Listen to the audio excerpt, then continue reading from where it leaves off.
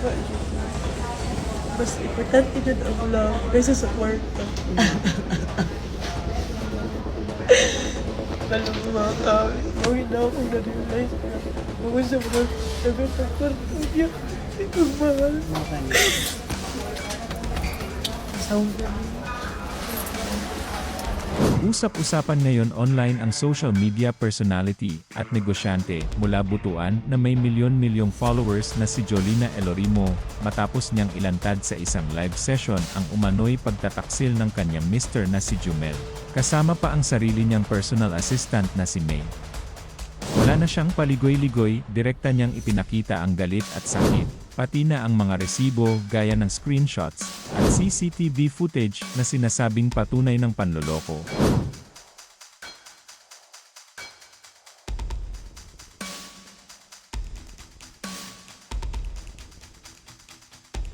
Mabilis na kumalat ang kanyang mga video at post. Sa loob lamang ng ilang oras, naging content na ito ng iba't ibang vloggers at pinag-usapan sa iba't ibang social media platforms. Ang dating pribadong problema, naging pampublikong eksena. Halos lahat may opinyon, may kumampi kay Jolina, may nagduda, at may ginawang aliwan ang buong sitwasyon. Pero sa kabila ng ingay, isang bagay ang malinaw, wasak ang tiwala sa kanilang relasyon.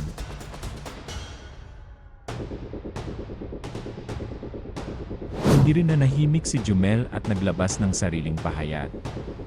Mariin niyang itinanggi ang mga paratang at iginiit na walang namagitan sa kanila ni May.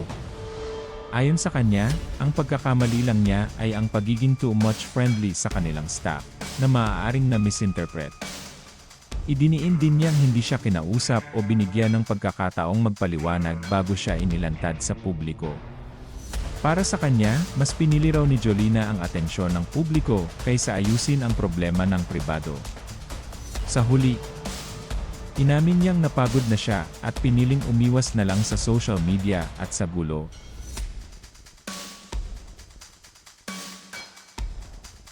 Samantala, lalo pang uminit ang issue nang maglabas ng apology si May. Direkta rin ang kanyang mensahe, inaamin niya ang kanyang pagkakamali at humihingi ng tawad kay Jolina. Wala raw siyang dahilan para gawin yon at tinanggap niya ang buong responsibilidad. Aminado siyang nasaktan niya hindi lang si Jolina, kundi pati ang isang pamilya.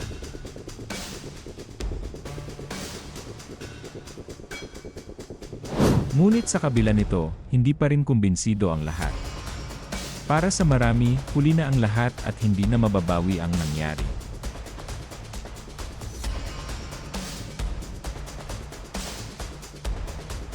Habang patuloy ang diskusyon online, hati ang opinyon ng netizens. May mga nagsasabing tama lang na ilabas ang katotohanan, pero marami rin ang naniniwalang hindi dapat gawing publiko ang ganitong klaseng problema, lalo na kung may anak na nadadamay. Sa huli, hindi lang ito simpleng issue ng pagtataksil, kundi kwento ng isang pamilyang nasaktan at nalantad sa mata ng publiko.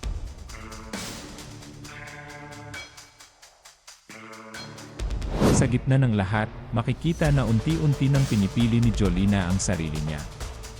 Sa kanyang mga bagong posts, malinaw ang mensahe, mag-move on at unahin ang self-love matapos ang 11 taon ng relasyon. Walang paligoy-ligoy, walang drama, diretso sa desisyong piliin ang sarili. Isang paalala na kahit gaano kasakit ang pinagdaanan, darating ang panahon na kailangan mong bumangon at magsimula muli.